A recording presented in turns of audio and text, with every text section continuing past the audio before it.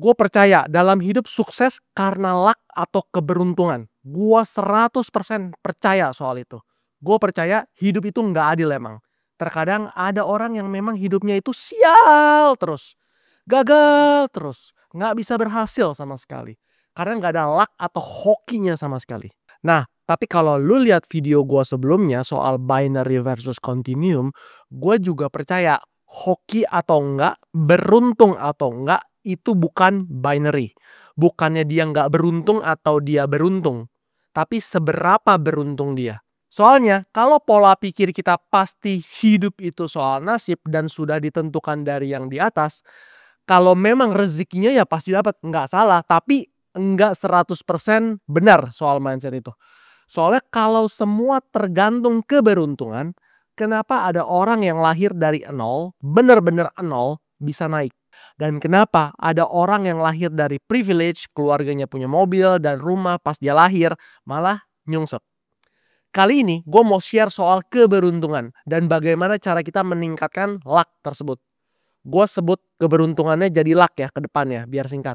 Ini gue terinspirasi sama Naval Ravikant. Itu kayak filosofer lah gue bilangnya dari luar negeri.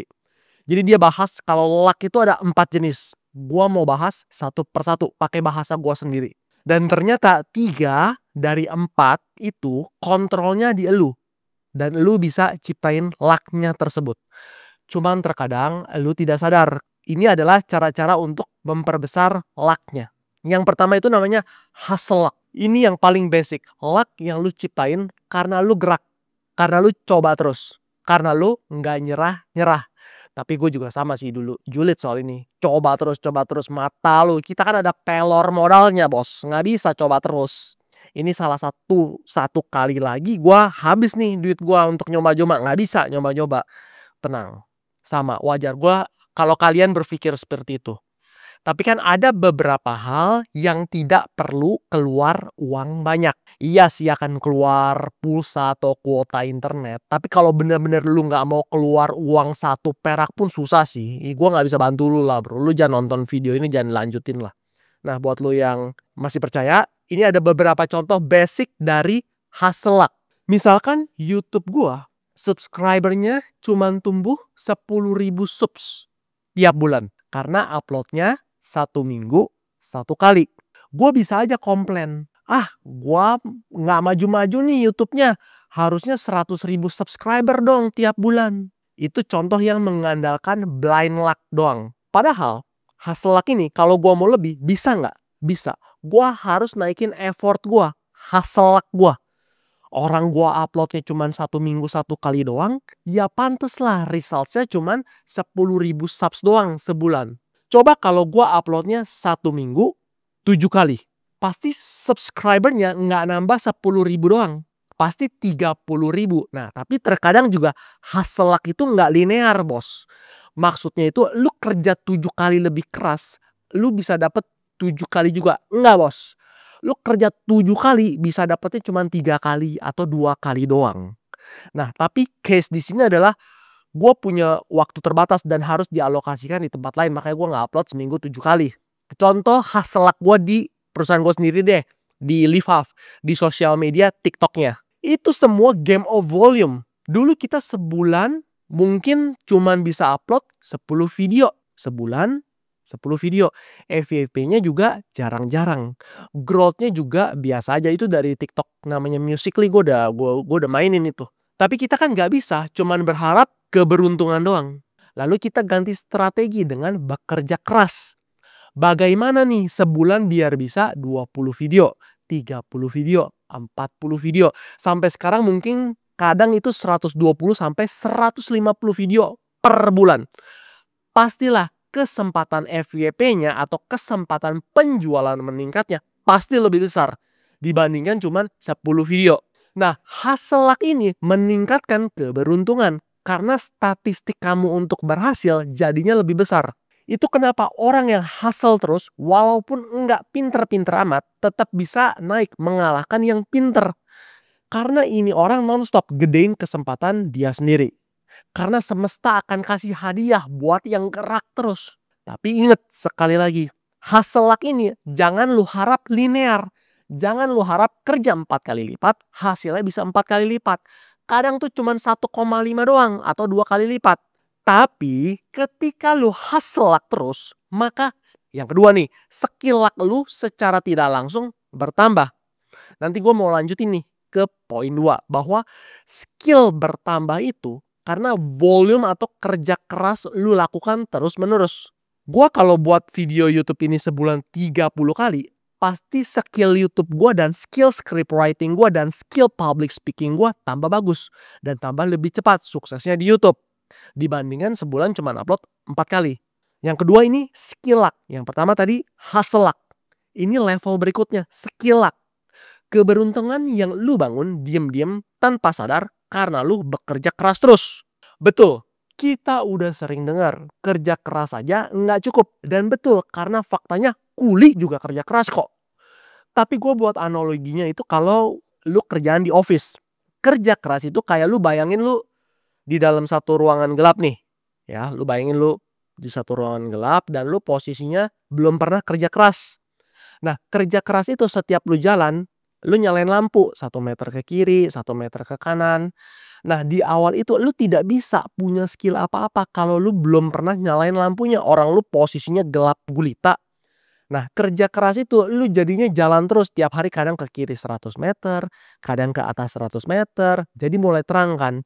Kadang balik lagi ke posisi awal padahal udah kerja keras terus. Namun kan akhirnya lu yang tadinya cahayanya nggak ada, nol tuh. Sekarang posisinya lu sudah melihat banyak ruangan terang. Di situ skills lu akan nambah. Gue kasih contoh deh, anggap kayak MrBeast deh. Dia kan subscribersnya YouTube-nya sudah 400 juta. Ya, subscribers MrBeast itu 400 juta subscribers. Terus dia buat lagi nih YouTube misalkan. Tanpa muka dia, tanpa dia promoin link YouTube-nya, tanpa kamera dan tim dia. Oke? Terus dia bantuin satu orang YouTuber yang sangat kecil. Content creator yang sangat kecil, subscribernya cuman 10.000 deh misalkan. Gua jamin dengan skill MrBeast sama si MrBeast ini cuman disuruh content creator kecil ini, Bor, lu thumbnailnya gini, kontennya yang ini, hooknya begini, cara ngomong lu begini. Gua jamin itu YouTuber kecil 1 tahun juga subscribersnya langsung 10 juta bos. Tanpa embel-embel mukanya MrBeast. Pure dari knowledge dan skills MrBeast. Tapi MrBeast bisa seperti itu kan karena dia kerja keras buat YouTube, buat video. Dia udah 15 tahun itu si MrBeast tiap hari. Jadi kalau tadi itu hustle buat volume, skills yang kedua ini itu buat akurasi. Tapi skill ini nggak bisa didapat kalau volume lu belum besar, kerja gila-gilaan dan konsisten di bidang itu terus bertahun-tahun. Skills itu jadinya kayak sniper, sekali tembak langsung kena jantung. Sama lah, kayak misalkan nih kita benerin mesin elektronik lah, misalkan pompa rumah gue rusak lah. Karena kita nggak ada skillsnya, itu gue bisa berhari-hari kali benerin tuh pompa. Tapi kalau lu suruh tukang pompa datang nih, dia ketok dikit 10 menit juga langsung beres. Udah tahu penyakitnya di mana. Contoh lain lagi, misalkan entrepreneur yang udah veteran, dia ngelihat satu bisnis juga langsung tahu kalau itu nggak bakalan bisa di scale, akan mentok dalam 1 tahun lagi, habis itu harus dirombak ulang, atau dia udah bisa lihat lah blind spot lu yang lu kerjakan selama ini tuh kurang tepat, atau dia tahu lu melakukan campaign itu betul bisa meledak viral, tapi nanti ada kemungkinan backfire ke brand lu, yang dimana brand lu akan rusak. Jadi cuman bisa dibilang sukses nggak? Bisa, tapi cuma 3 bulan doang, habis itu bulan keempat atau kelimanya akan kerja bakti lagi, akan sia-sia usaha lu yang itu. Tapi dia bisa seperti itu kenapa? Karena dia sudah coba banyak hal. Sudah hustle kiri kanan dan lihat kejadian yang sejenis berkali-kali. Tapi dari yang pertama itu karena hustle luck-nya, dan karena kerja kerasnya. Yang kedua itu skill luck ini, itu nggak instan. Lu nggak bisa ikut webinar atau seminar 1 kali terus langsung jadi tajam. Skill itu hasil dari nyoba, gagal, evaluasi, ulang. Nyoba, gagal, evaluasi, ulang lagi. Nggak nyerah-nyerah. Lakukan hal yang diulang-ulang tapi dibenerin dikit di bagian A, di bagian B. Skill luck itu muncul setelah lu konsisten, setelah lu capek, stuck, bosen, tapi terus tetap jalan. Kadang tahun pertama lu banyak gerak tapi nggak bisa lihat apa-apa. Tahun kedua lu udah mulai ngerti pattern recognition-nya. Tahun ketiga udah mulai bisa prediksi arah pasar, mana yang bakalan evergreen, mana yang bakalan hype sementara doang. Tahun keempat udah bisa ambil langkah sebelum trennya atau hype-nya datang. Itu yang bikin lu kelihatan kayak dukun, yang bikin lu dicari. Terus orang ujungnya bilang, "Lu beruntung." Padahal itu dibangun setengah mati. Gua dulu beberapa siklus dari Facebook, Kaskus, Instagram Ads, Facebook Ads di 2015, Snapchat di 2019. Sebelum TikTok namanya TikTok Musical.ly, gua udah tahu ini pasti gede. Karena ya sosial media itu cuman cycle doang. Tapi kan itu dibangun karena skill gue bertahun-tahun. Kalau lu rajin observasi dan sabar bangun ketajaman dari hustle tersebut, yang pertama kerja keras, maka muncul akhirnya skill luck tersebut. Yang ketiga, reputational luck. Reputational tuh reputasi. Keberuntungan yang paling halus, tapi paling powerful. Bayangin, lu gak perlu cari peluang lagi. Peluang yang datang ke lu. Orang datang ke lu karena mereka udah percaya. Tanpa pitching panjang, tanpa narik perhatian. Reputasi itu kayak bunga dari investasi jangka panjang yang compounding. Lu bisa invisible di dunia online, tapi top of mind buat orang-orang yang penting. Misalkan ada project A atau deal A, pasti gue yang dapat duluan atau ditawarin duluan karena reputasi yang sudah gue bentuk bertahun-tahun. Atau buat video kayak gini nih, akhirnya kan ada yang nonton video gue semua, ada trust ke gue, tahu gue seperti apa, pemikiran gue seperti apa. Akhirnya pasti kalau dia butuh sesuatu yang bisa menguntungkan dua belah pihak, gue duluan yang ditawarin. Tapi kan reputational luck ini gue bangun dari hustle dan skill luck terus-terusan. Atau misalkan ada seseorang karyawan profesional yang kita mau hire di Livav. Tapi karyawan tersebut terbentur nih dua company. Karyawan tersebut bingung mau pilih Livav atau yang satunya. Mungkin karena dia subscribe dan nonton YouTube ini terbentuk reputational luck gue. Akhirnya karyawan tersebut pilih di perusahaan gue. Itu luck bukan? Iya, itu luck. Tapi namanya reputational luck. Dan reputational luck ini berjalan juga sebaliknya bos. Yaitu reputational kutukan. Kalau reputasi lu jelek, pasti juga tersebar reputasi lu jelek. Misalkan gue punya, contoh lain ya, gue punya langganan agent properti. Bagus banget. Mau disuruh ketemu jam kapanpun, hari apapun, selalu bisa standby. Chatnya selalu fast response kapanpun, dan ketika kita udah judesin setengah mati, udah sombong setengah mati, pura-pura, juga dia tetap layani dengan baik. Kita tanya properti A kelemahannya apa, dia juga tahu, nggak diumpet-umpetin, dia kasih tahu ini jelek, ini buruknya. Ketika kita udah mau beli nih properti A, tapi menurut dia jelek nih si agent, padahal kan kalau udah beli dia langsung dapat komisi, tapi dia bisa bilang jangan deh, jelek karena ada alasan A B C D E gitu dia jelasin. Akhirnya sekarang setiap teman gue yang mau beli di daerah sini di BSD, pasti gue rekomendasikannya agent properti tersebut. Agent asuransi juga sama. Dia bisa bilang, jangan sama kita deh kok. Kalau asuransi yang itu udah bener. Yang kokoh punya aja. Dia udah menang jauh. Nah di situ kan terbangun trust, terbangun reputasi. Akhirnya kalau orang ada mau cari asuransi full kesehatan, pasti gue rekomendasikan ke orang tersebut. Reputasi itu nggak bisa dibeli. Lu nggak bisa fakein ini. Tapi begitu lu punya, itu bisa jadi mesin uang, mesin karir, mesin dampak. Orang mikir itu hoki, orang cari dia. Padahal bukan. Itu hasil dari konsistensi lu yang dikumpulin pelan-pelan tapi terus-terusan. Karena dunia ini saling rekomendasi.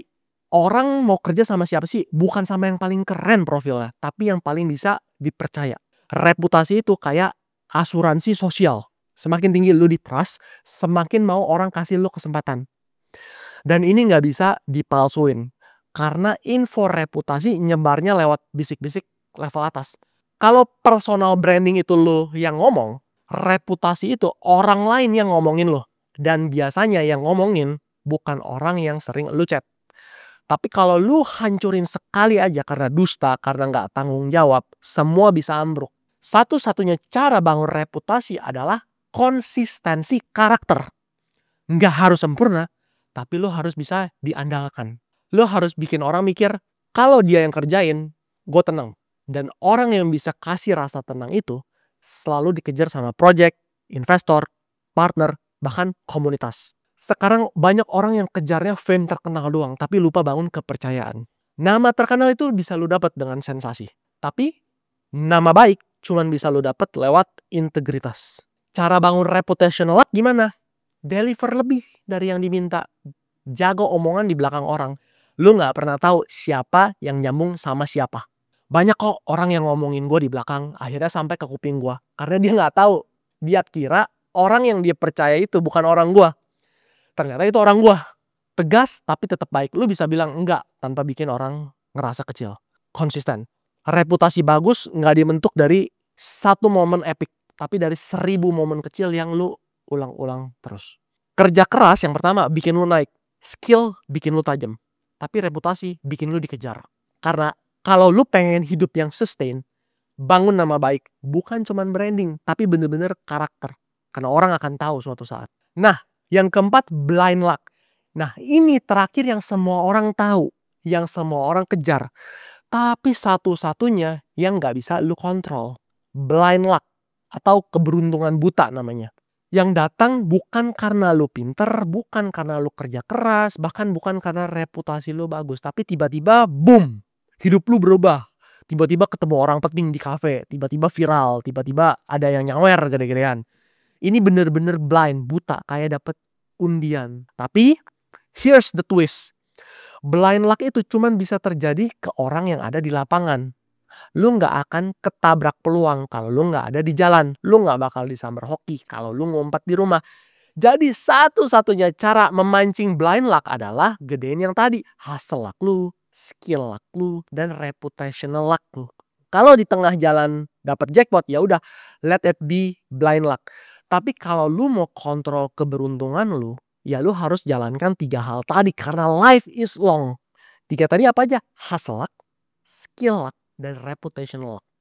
Soalnya kalau lu dapet blind luck doang, tapi fundamentalnya belum siap, itu bisa jadi kesialan nantinya di hidup lu. Lu sering kan lihat orang dapat rezeki nomplok atau bisnisnya tiba-tiba besar. Tapi tiba-tiba 3 tahun kemudian hutangnya di mana-mana. Jadi kesimpulannya ada 4 jenis keberuntungan. Hustle luck, lu gerak, makin banyak tembakan. Yang kedua, skill luck, lu makin tajam, lu makin bisa lihat peluang yang gak kelihatan. Yang ketiga, reputational luck. Nama baik lu yang narik peluang.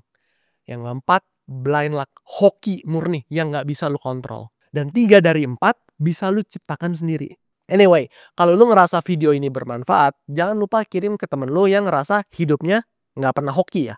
Kalau lu suka video gue yang ini, pasti lu juga suka video gue tentang orang yang serakah. Tapi dia gak sadar, dia serakah.